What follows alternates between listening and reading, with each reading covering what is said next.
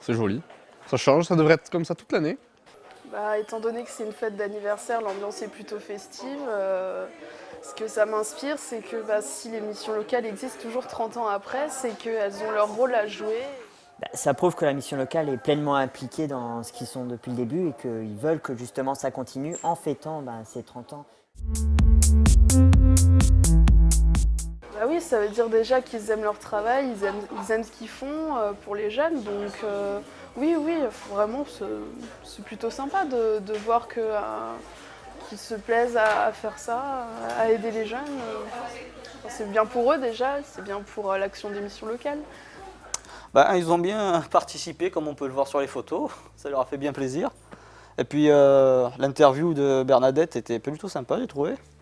Plus c'est bien parce que Bernadette, elle est là depuis le tout début, depuis la création de la mission locale de Salon, donc c'est bien qu'elle se soit impliquée, c'est un peu elle la référente ici. Donc ouais, je trouve ça cool quoi, que les conseillers, ça leur fait plaisir en plus, ça change un peu, ça met de l'ambiance. Et après, on va voir le reste. J'ai fait le portrait de Bernadette, la plus ancienne conseillère de toute la mission locale. C'était intéressant. Je crois qu'elle a bien rigolé. Je pensais que ça allait pas marcher, tout le monde pensait, donc en 82 quand ça a été créé, que ça allait juste temporaire. Si les missions locales fonctionnent, c'est qu'il faut que ça continue tant que les jeunes auront besoin d'aide. Je me rends compte qu'en fait, en 30 ans, la France n'a pas tellement changé que ça, parce que les jeunes, ils étaient pas mal dans le besoin à l'époque, et là, ils sont toujours, même encore plus. Quelles sont tes idées ? Faut trouver une solution pour plus rameuter les jeunes, et pour plus diffuser les missions locales, parce que moi, perso, je ne savais rien des missions locales avant d'y arriver ici.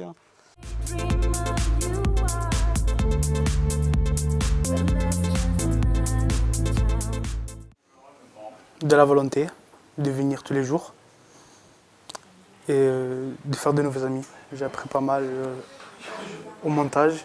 Quand j'étais à Lille, j'étais devant le Premier ministre. Je me suis dit jamais personnellement, rencontrer quelqu'un dans ma vie. Quelqu'un d'important du gouvernement français. Franchement, c'était une surprise pour moi. Amel Prod, c'était une surprise pour moi. Quand je venais à la mission locale, avant que je connaisse Amel Prod, je voyais les conseillers d'une manière qui me coinçait en fait. Je ne pouvais pas parler comme je voulais, comme je le sentais, je ne pouvais pas me dire quelque chose que je voulais. Et en rentrant à Amel Prod, comme c'est dans l'espace conseiller, etc., on les voit autrement. On peut rigoler avec eux, on peut même leur faire la bise, il n'y a plus de bonjour, comment vous allez, on se tutoie et tout maintenant. Et franchement, ça me plaît. Ouais, je pense que c'est bien quand même qu'on montre que Amel Prod, qui est à la mission locale de Salon, on fasse honneur à la mission locale de Salon du coup, puisque c'est un peu grâce à eux que tout ça c'est monté quoi. Je pense qu'on devrait avoir plus de contact entre nous les jeunes parce qu'on est tous dans la même situation, enfin la majorité, et je pense que tous réunis on pourrait faire un énorme Big Bang.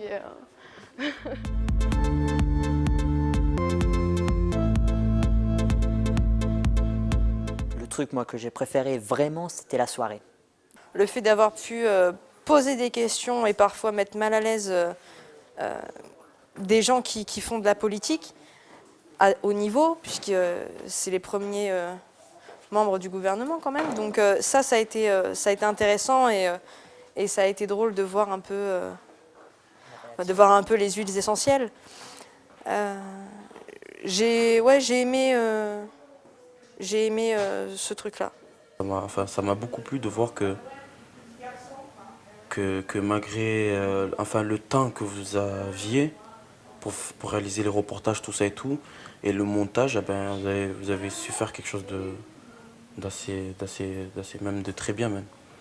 Et de voir le résultat lors des 30 ans à Lille, moi j'ai eu des frissons et tout parce que voilà, ça montre bien L'évolution. Ouais, ça montre bien le travail que vous avez fait et le professionnalisme aussi, même si on est jeune, tu vois, on peut être professionnel. Donc voilà, moi je dis chapeau, c'était un très bon travail en tout cas.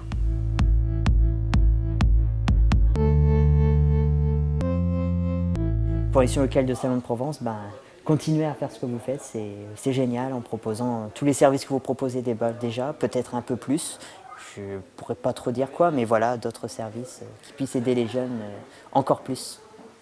Merci beaucoup. Parce que s'il ne serait pas là, je ne serais pas là. Et merci aussi Bertrand Schwartz. Voilà. Je leur dirais de continuer à la soutenir et de s'investir dans la mission locale. Faut que ça continue et voire s'investir encore plus pour justement aider encore plus les jeunes. Tu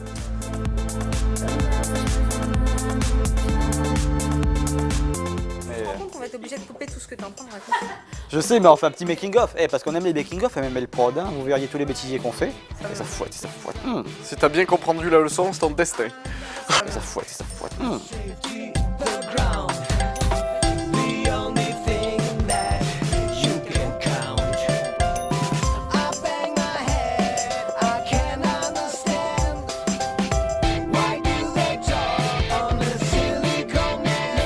Ben, je devenu sais un pas. dragueur invétéré. Ouais. Ça fouette, ça fouette.